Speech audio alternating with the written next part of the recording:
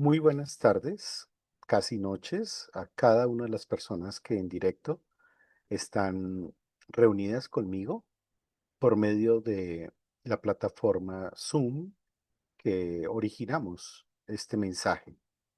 Después de ser originado, va a trasladarse a plataformas como YouTube o Spotify, donde podrán acceder a todos los estudios bíblicos, a las reflexiones, a los devocionales, y siempre va a tener un contenido bíblico.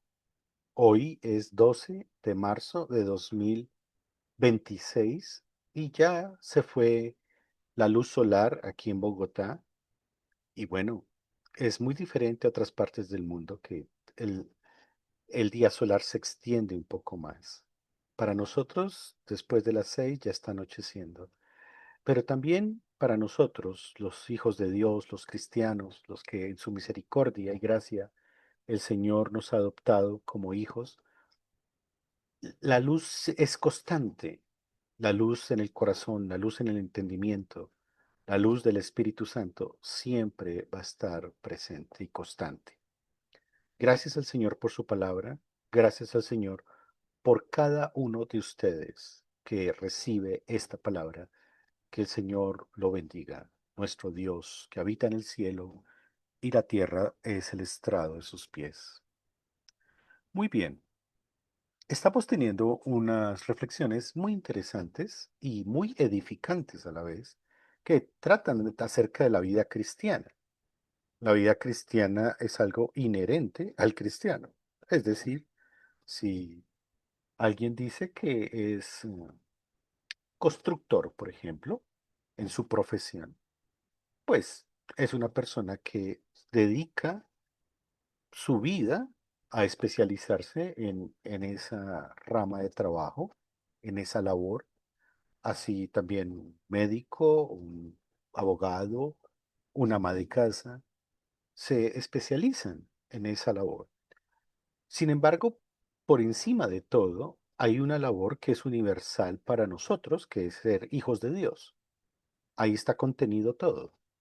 Entonces, el ser hijos de Dios, o que así desde Antioquía, en el libro de los Hechos, nos empezaron a llamar cristianos, pues tenemos un comportamiento cristiano que es inherente a ser hijos de Dios, es igual.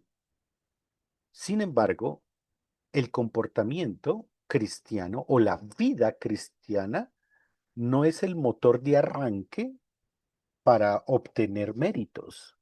La vida cristiana es el resultado de la obra que Dios hace en nosotros, en nuestro corazón, en nuestro entendimiento, por medio de su Santo Espíritu, por medio de la palabra de Dios, donde Él va transformando nuestra vida, haciéndola novedosa. Cuando yo digo novedosa, es cambiando, cambiando formas, cambiando estilos, hábitos, rutinas. Entonces, estamos en unas enseñanzas acerca de la vida cristiana y digamos que las dos anteriores enseñanzas tenían que ver con ese trato que debemos tener en la iglesia y hoy no es la excepción, porque digámoslo así, el cristiano per se, pues tiene una vida que debe reflejar, pero aquí hay una enseñanza muy hermosa y es que hay un rasgo muy especial en el cristiano o en los cristianos. Es un rasgo que está ligado a otro de una manera muy íntima y tiene que ver con la unidad de la iglesia, la unidad del cristiano junto con otros cristianos, ¿sí? Es decir, nuestra profesión de fe, por no llamarla nuestra religión, pero nuestra profesión de fe nos llama, puedo abrir un paréntesis, nos obliga ahí cierro el paréntesis, a tener una vida común con otros de la misma fe. A eso el Señor lo llama unidad. Y esa unidad no es una cuestión estética, no es algo cosmético, tiene varios elementos muy sustanciales, claro, tremendamente sustanciales, pero se debe reflejar un rasgo que hay que tratarlo con mucho cuidado. Es un rasgo, como decía una obra antigua, un rasgo distintivo del cristiano. Y vuelvo y digo, se debe tratar con mucho cuidado porque a veces se tiene un pensamiento erróneo de lo que es ese rasgo y tiene que ver con el amor. Nosotros creo que hemos escuchado muchas enseñanzas acerca del amor y esas enseñanzas, digámoslo así, son necesarias porque tenemos que reflejar unidad en el amor y amor en la unidad.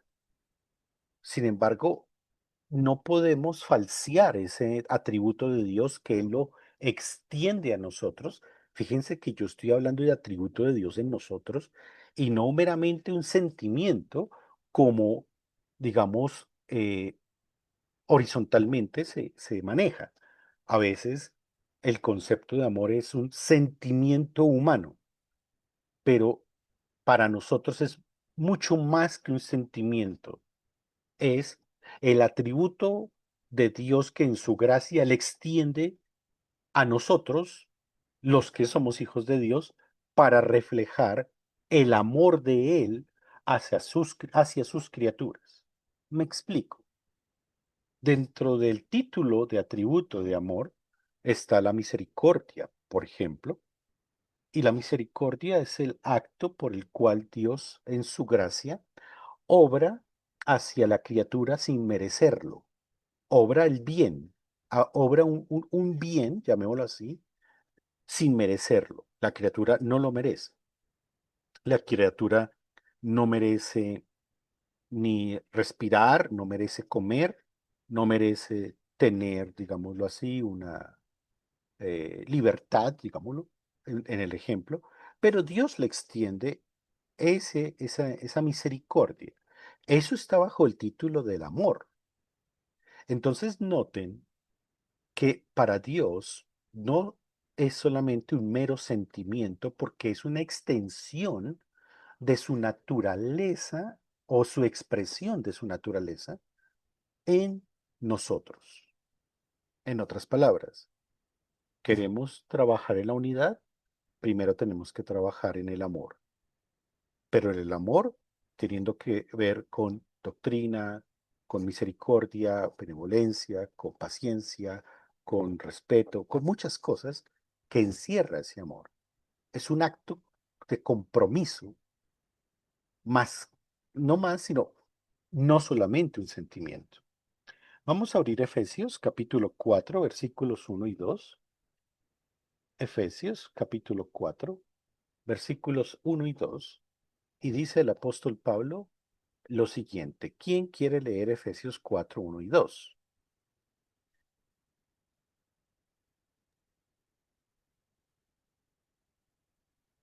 Yo, pues, preso en el Señor, os ruego que andéis como es digno de la vocación con que fuisteis llamados, con toda humildad y mansedumbre, soportándoos con paciencia los unos a los otros en amor.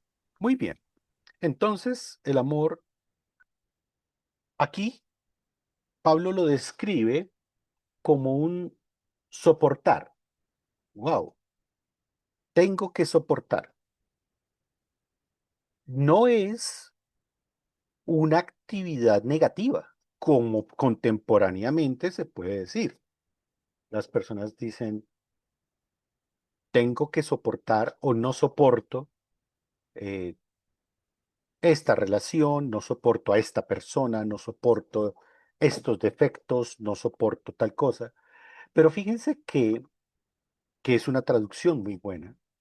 Dice que nosotros tenemos una vocación es la actividad que realizamos con un estímulo que no es remunerado dignamente. Me explico. Hay personas que tienen una actividad de irse a, por el mundo, digámoslo así, a predicar el evangelio o a hacer obras de misericordia y no reciben nada a cambio, pero es su vocación. Es la motivación que tenemos para realizar las cosas o los actos que Dios nos dice que debemos hacer. Es vocacional. Y esa actividad vocacional también la Biblia lo llama como el llamado o llamamiento.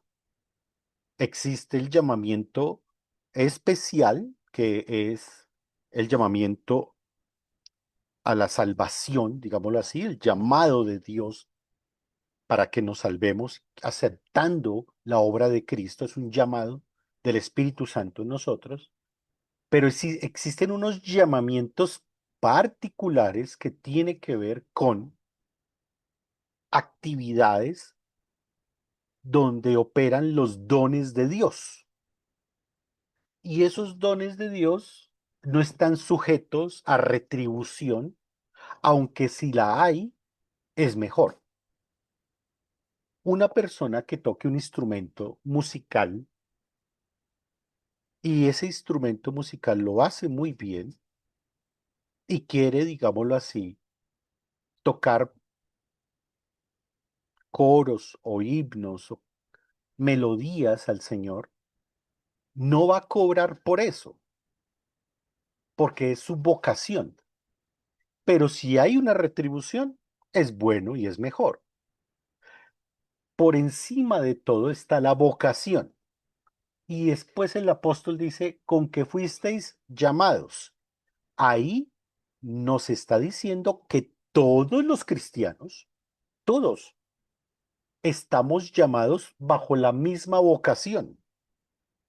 Ah, porque aquí alguien puede decir, no, es que yo no tengo la vocación que tiene el otro de, por ejemplo, orar. No, espere, el cristiano está llamado a orar. No, es que yo no tengo la vocación de leer la Biblia. No, espere, el cristiano tiene la vocación de leer la Biblia.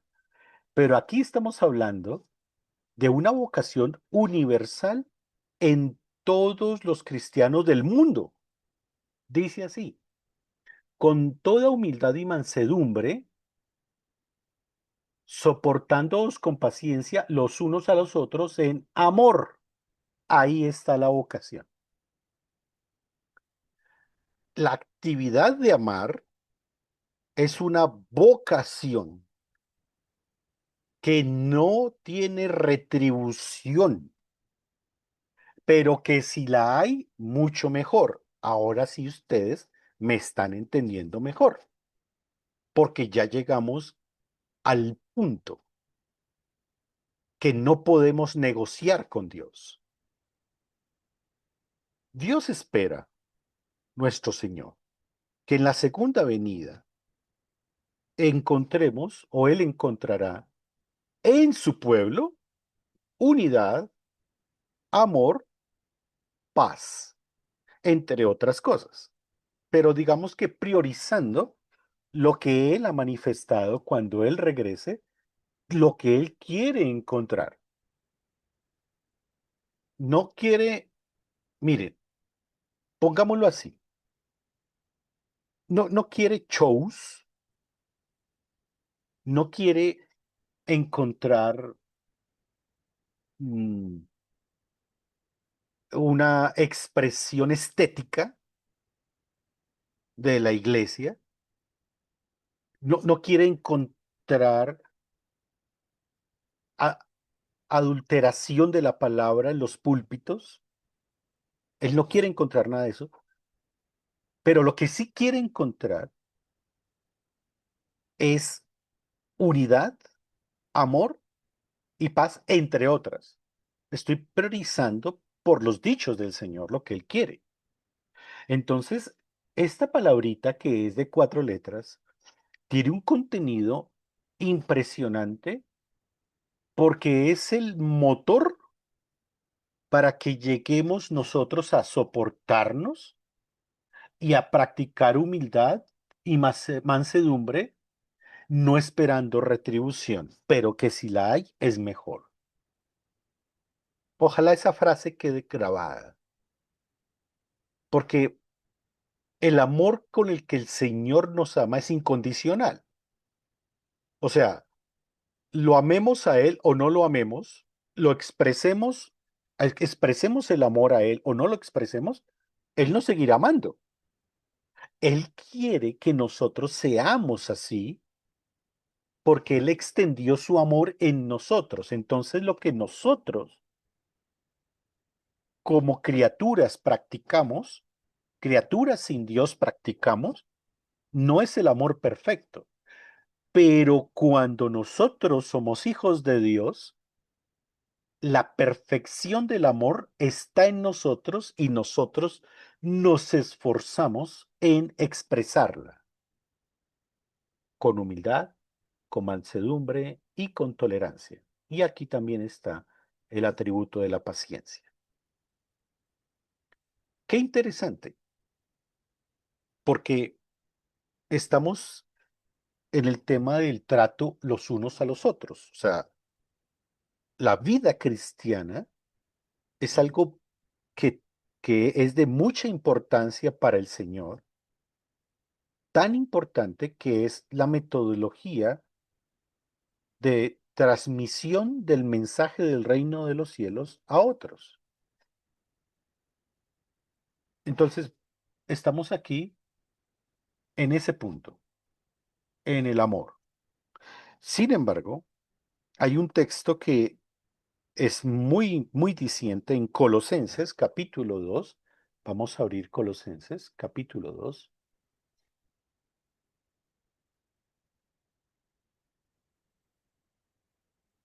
Y los versículos 2 y 3. ¿Qué dicen Colosenses capítulo 2, versículos 2 y 3?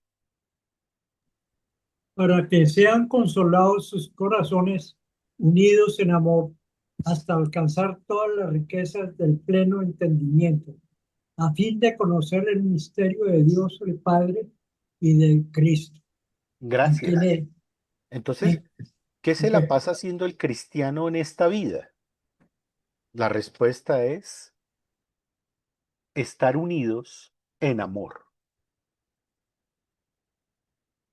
Esto que yo estoy hablando, de pronto alguien lo va a escuchar y va a decir, bueno, lo que pasa es que mi lenguaje del amor no es el lenguaje del amor que está postulando el pastor o del amor que postula otra persona de la iglesia o el amor que postula un familiar, un pariente, una madre, un padre, los amigos o el novio o la novia o el esposo o la esposa. Entonces, está diciendo, yo tengo otro lenguaje. Eso realmente no es que sea tan equivocado. Es lícito tener lenguajes del amor. De por sí los hay. Sin embargo, cualquier lenguaje del amor, cualquier lenguaje tiene que llegar al punto de soportarse, a soportar a la persona, soportar, tener paciencia, tener humildad, tener mansedumbre y buscar consolar y no romper la unidad de una relación, pero en este caso, la unidad de la iglesia a la cual nosotros somos llamados. Entonces, claro, las personas pueden tener las mejores razones para no amar, pueden tener las mejores razones. Y quien me escucha en este momento, en directo y en diferido, tengo que decir algo que es ciertísimo. Las personas cuando llegan actividad de consejería, a algún diálogo o alguna orientación, las personas tienen o tenemos las mejores razones para no amar. Y son excelentes razones, pero son humanas. Cuando se empiezan a pasar por el filtro de Cristo, se caen de su peso, porque el filtro de nuestro Señor es incondicional. Y ahí es donde nosotros decimos, tengo que crecer mucho, tengo que crecer mucho. De pronto tú haces una valoración y dices, bueno, es que yo, por ejemplo, el anterior año me siento que he amado más y mejor y he sido más eh, especial en ese aspecto de mi expresión de amor. Eso está bien. Y allá apuntamos todos. Pero cuando te comparas con el amor que la Biblia nos pide, todavía estamos en deuda, porque no alcanzamos el nivel que el Señor nos pide, que es tan incondicional y es vocacional. Noten, es vocacional. Por eso es una contradicción encontrar cristianos que no amen. En serio, es buscar peras en el manzano. El manzano da manzanas, pero no da peras. Pero se han encontrado peras en el manzano. Es decir, es una contradicción que los cristianos odien, porque es el antónimo. Una persona puede decir, bueno, mira, eres muy fuerte con la expresión odiar. Es discordante, ¿no? Tal vez de lejitos yo lo trato. Bueno, sí, puede tener algo de sabiduría. No puedo negar que sea así, pero te has, te has esforzado en encontrar el punto de contacto para amar, así sea de lejitos. Te has interesado en esa persona porque de pronto la motivación que tienes para estar alejado de esa persona es que encontraste defectos que te generan una incomodidad contigo porque no toleras, ni soportas, ni tienes paciencia, ni eres humilde, entonces adoptas una actitud egoísta y autónoma y te vuelves el filtro tú mismo o tú misma de la persona que amas y de las personas que no amas. Pues realmente sí hay que tener sabiduría para amar. Es innegable. Claro que sí. Pero estamos frente a un punto muy delicado, y no estoy hablando solamente de las iglesias locales, una iglesia local, sino de la iglesia en general, es de un antitestimonio tremendo en la expresión del amor, tanto en misericordia, en benevolencia, en gracia, en tolerancia, en soportar, en tener paciencia.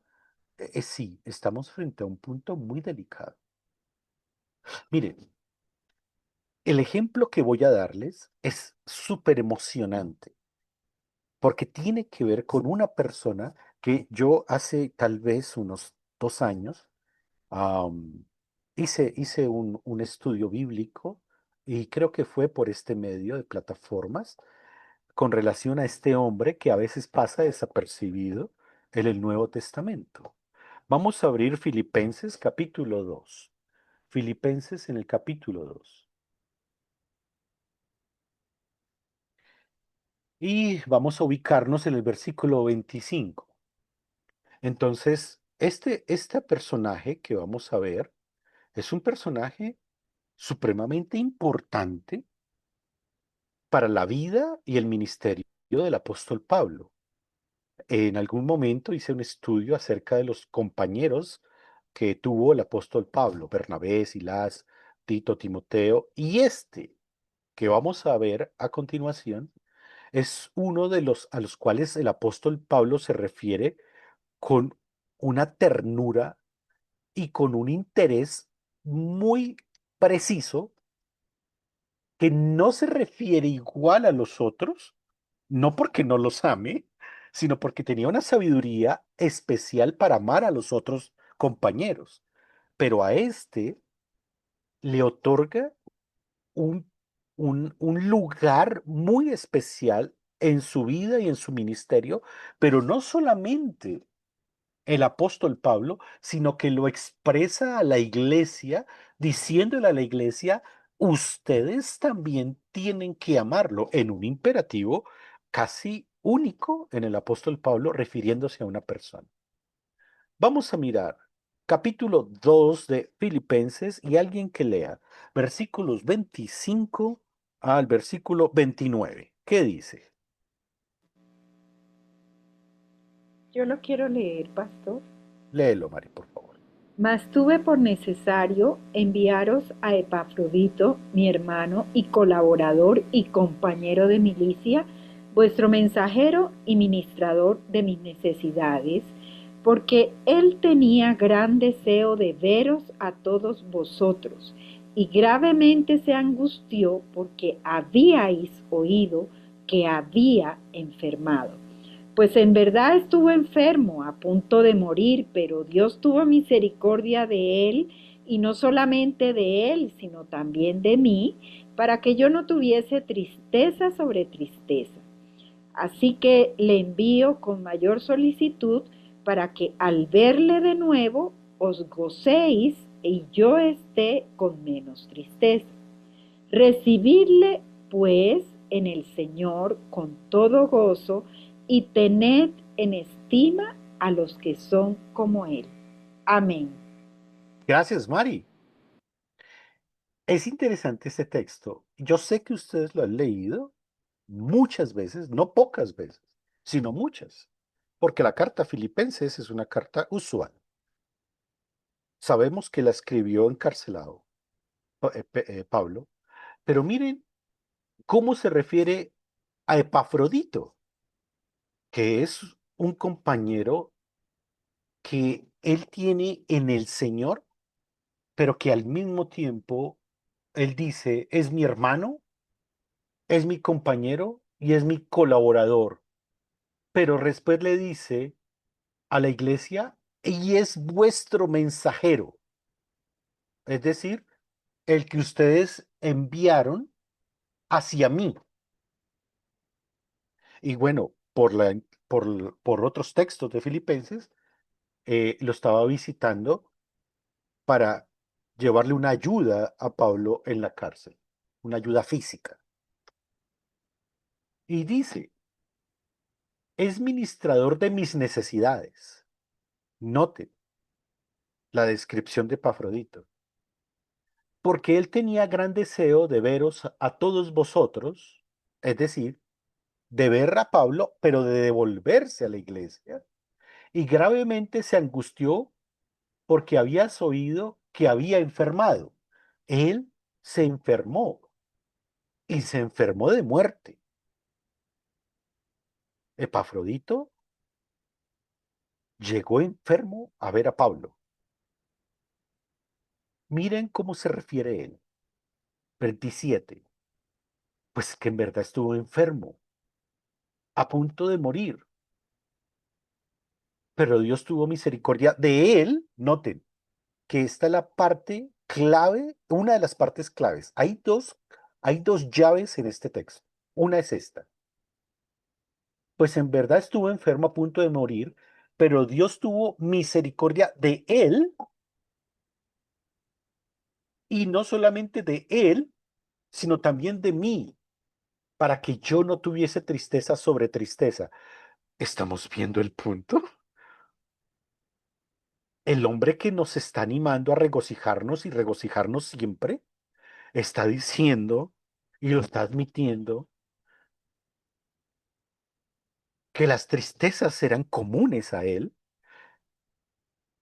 y que no podía soportar una tristeza de ver a su amigo morir, porque lo que Epafrodito lo quería ver en la cárcel para ayudarle.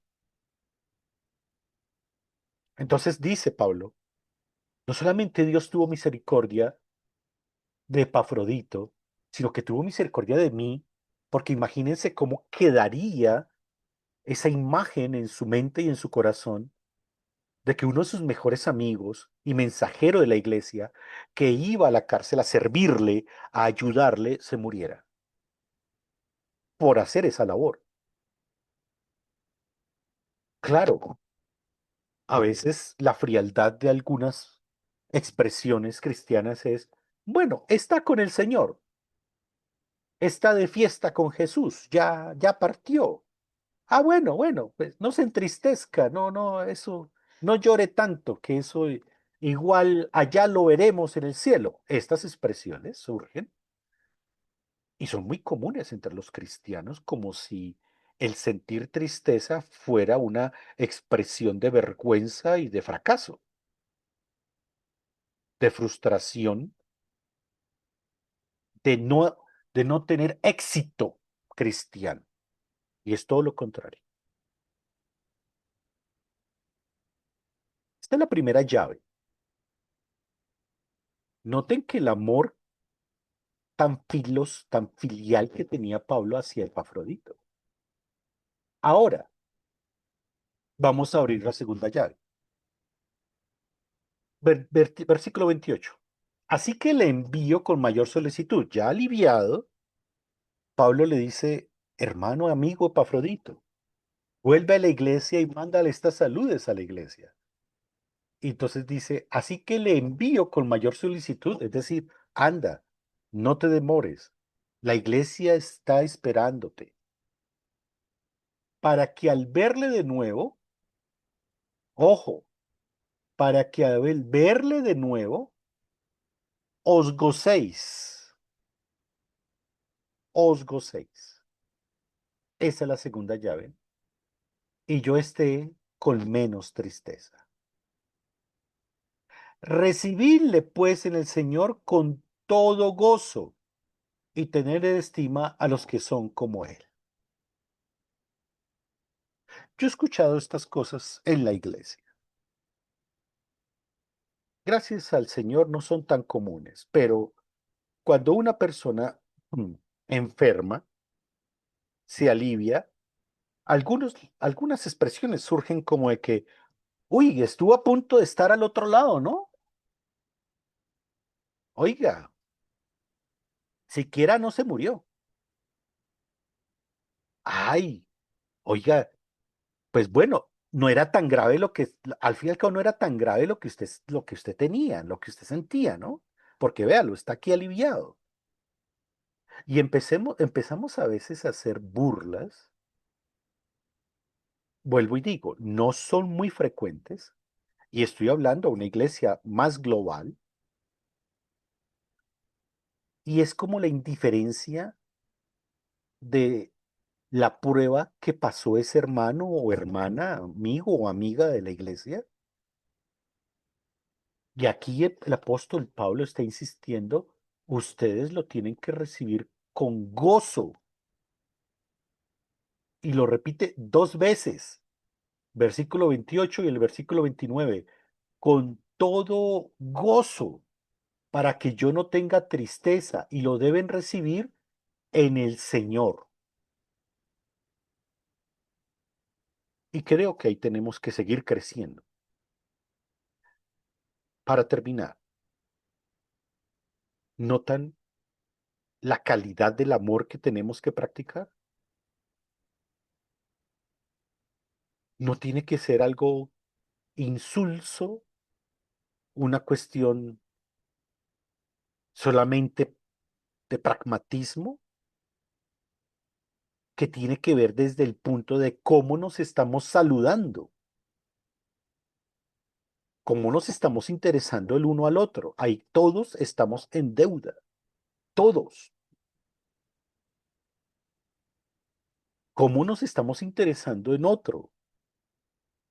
Tal vez, y es cierto, a veces la capacidad numérica no da para todos, pero sí hay una intencionalidad y esa intencionalidad va dirigida a saber cómo está el otro, profundizar un poco más, porque eso es parte de lo que el Señor quiere encontrar cuando Él venga. Esto es la vida cristiana. No es la vida común de un ser humano. Somos muy diferentes. Y cuando el mundo percibe que somos diferentes en esto, tenemos un imán que les atrae y que nos manda a que nosotros expresemos ese amor